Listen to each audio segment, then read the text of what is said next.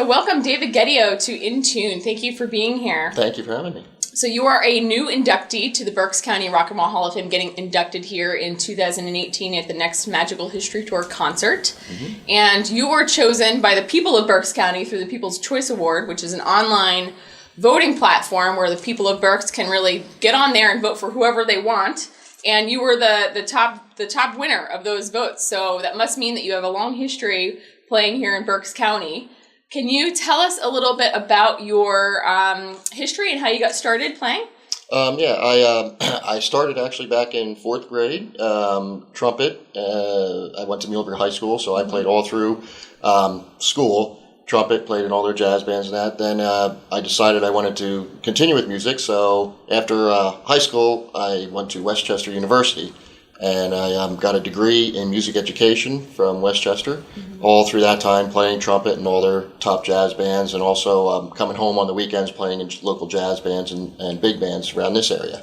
After I graduated from college, I got auditioned for a local band, must have been about 1991, called Burning House, which is a very popular band at the time, playing all the local clubs. We used to play a lot of clubs that closed around here, like Strand Cafe, Top of the Rock, Beaujolais, Firehouse, Youngies, a lot of different clubs every weekend. And I played in their horn section for probably almost 16 years. And I always had a love of other instruments, especially guitar, so I always played guitar by myself throughout, but I never played in that band. I always played trumpet. And then it was, about, I'm going to guess maybe 2006 when I formed my first rock band called Musical Chaos, playing guitar with some other local musicians that I played in with that band, and did the same thing. So I've just been playing in the area ever since, everywhere from Lancaster, Harrisburg, Philly, all through the Reading area. Mm-hmm. So you never really stopped playing music. You've just been I never stopped. On it. I started in fourth grade, whatever age that is, 8, 9 years old, and never stopped. That's great. I'll be 50 coming up, so it's been many years of playing. Fantastic. Mm-hmm. What type of music influenced you, or is there a particular musician that really inspired you to start playing, or? Well, back then in fourth grade, I didn't really, you didn't have that.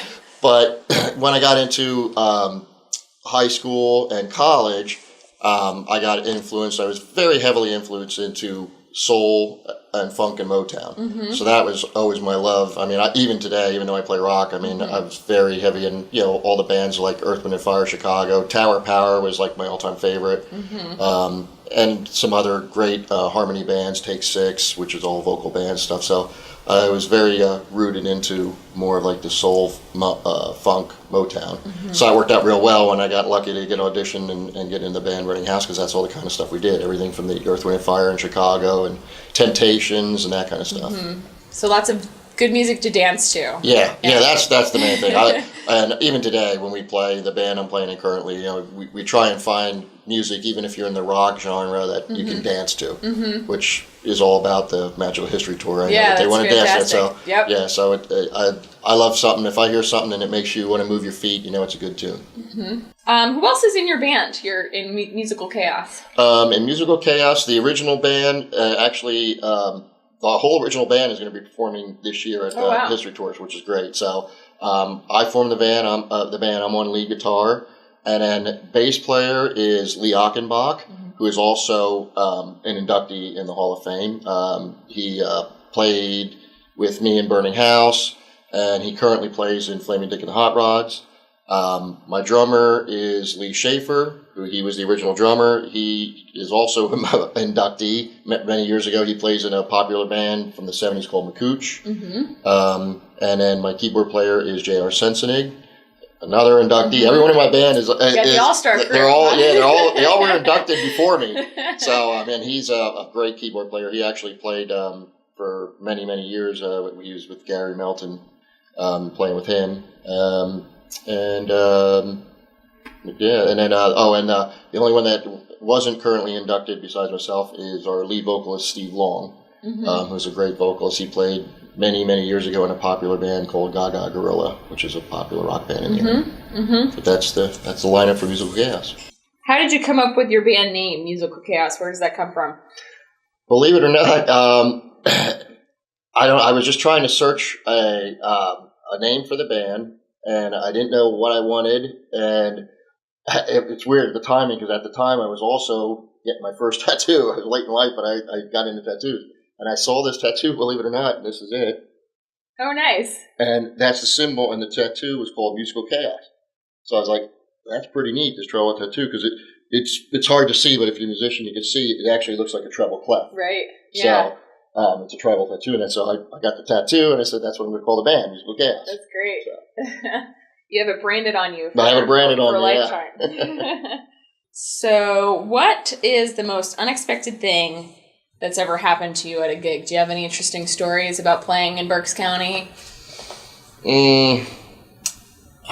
Not that I could think of unexpected. No, I mean there's always a lot of things that happen, but I can't unfortunately any particular that. I'm more focused on a lot of the stuff that was wow and exciting. You know what I mean? Mm-hmm. I mean there's a couple really neat things we did back in the day when we sort of got in with WIOV, and when they would have big country acts come in and that, we got to open for them. Oh, neat. So yeah, I mean one of my best memories would be opening up for at the Reading Municipal Stadium. We opened up for Sarah Evans, who's a big country singer, and Lone Star. And at that time, Lone Star was like only 6 months. I don't know if you're familiar with country, but they had a slow song called "Amazed" that came out. Mm-hmm. And meeting them guys and the thing, they were like all 22, real young guys, and they had this national hit. And now they're big thing, stars. So yeah, that was always cool. That's fantastic. That's a great audience to play to there at the stadium. Oh yeah. It was really neat. They had the whole infield all blocked off, a big stage up there, and it was nice. If money was no object, what piece of musical instrument would you buy? Oh, if money was no object, I would definitely say a grand piano, not a baby grand, a full grand. Interesting. Very, you very play special. Piano as well. Yes. Yeah. I mean, not great, but. Yeah, but when you go for music education, the main instruments, you have to take your primary instrument, which again, mine was trumpet, but the other two things you got to take all through college is piano and vocal. Because if you want to teach in the school setting, you got to be able to be pretty proficient at those. Mm-hmm. So, do you teach? I don't teach anymore. I did teach for about 16 years. I taught private lessons. I had a lot of trumpet students all through privately. I did a little bit of student teaching and sub-teaching at Warwick Elementary, French Creek Elementary, and Owen J. Roberts High School. Wow. Yeah. So you've really been kind of giving back your talents to the community. Yeah, I enjoy teaching. I wish I had more time. I had to stop teaching years ago. But I still stay active in the music. Like I said, I play every weekend, so in the bands and that. But unfortunately, as you get older with work and kids and that, I just couldn't do it all. But I do miss teaching. That actually, that's why I went to school for it. I just love teaching. If anyone just sits down and starts asking questions about music theory or something, or any of my music, friends and that, I could just talk all day about it because I just like sharing knowledge and gaining knowledge. Mm-hmm. Yeah. If you had any advice to give to someone that was just starting out in as a musician, whether it's trumpet or guitar or something like that, do you have any advice that you would give to them for getting started? The only thing I would say is just make sure when you first start out that it's something you really want to do. There's a lot of instruments out there. Don't be pressured into taking an instrument you don't want. Because if you really like the instrument, you're going to do a lot better. Side story, I got really lucky that when I was in fourth grade, I wanted to play drums. And my parents, we had a trumpet because my older brother took trumpet, but he quit after that. So they're like, why don't you take trumpet? Why don't you take trumpet? And I said, okay. So I took trumpet, and luckily it was the best thing I did. But then my brother is a year younger than me, and then the 1 year later, when he got in fourth grade, he got to play drums. Anyway, we'd have trouble. So I was like, but it worked out good. But like I said, if you're gonna anyone that's inspiring to take up any kind of musical instrument, make sure it's one you really have passion for, because you just practice and you'll be fine. Yeah, it makes it much easier if it's something you're really passionate about. Yeah, you pick the instrument that actually speaks to you, you'll do fine. Yeah. Well, thank you for that, and thank you for joining us. Oh, thank you for having me.